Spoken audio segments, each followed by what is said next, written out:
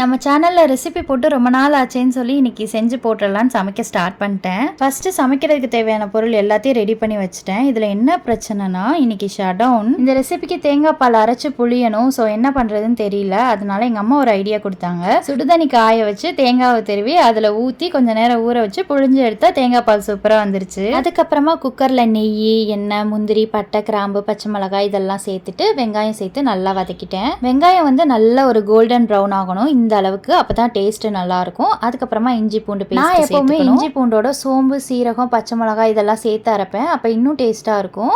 அதுக்கப்புறமா தக்காளி சேர்த்துட்டு புதினா, கொத்தமல்லி இதெல்லாமே சேர்த்து நல்லா வதக்கிக்கணும்.